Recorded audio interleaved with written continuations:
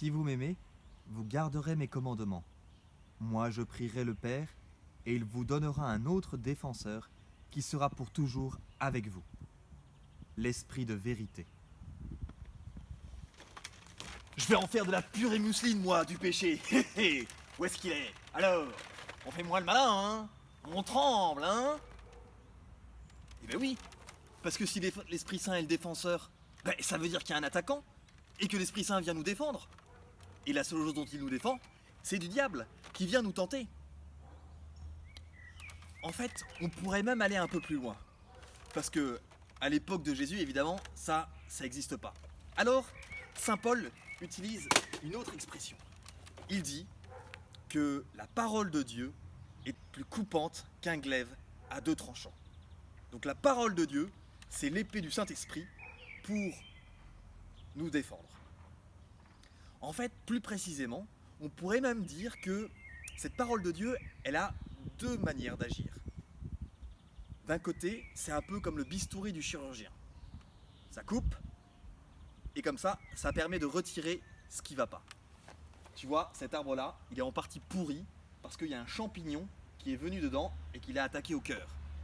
Eh bien, je suis pas jardinier pour dessous, mais je me dis que spontanément, si on enlevait le champignon et qu'on enlevait tout ce qu'il y a là au centre et qui vient pourrir l'arbre, on arriverait peut-être à en tirer quelque chose.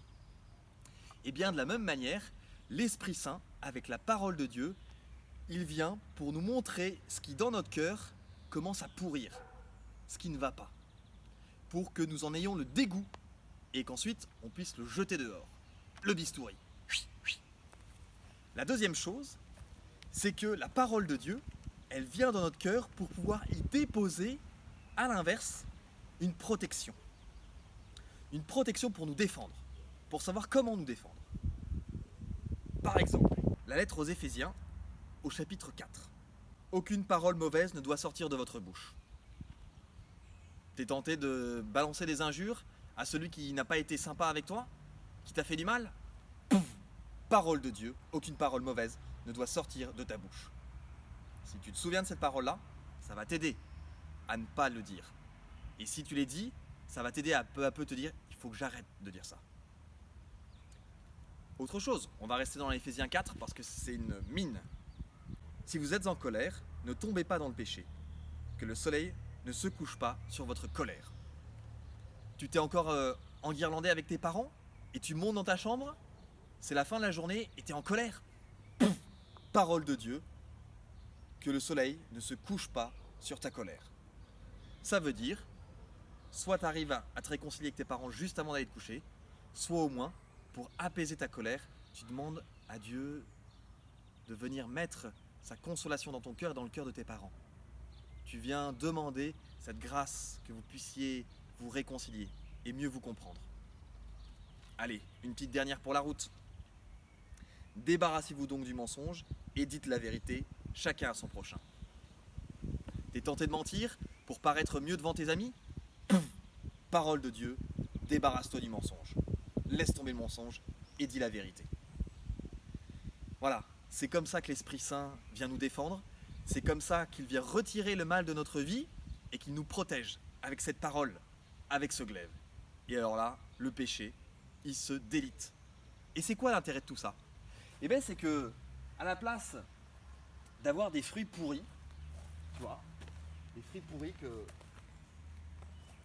ne peut pas manger, qui n'intéressent personne, et donc la seule chose qu'on en fait, c'est qu'on les jette, eh bien, on a de bons fruits.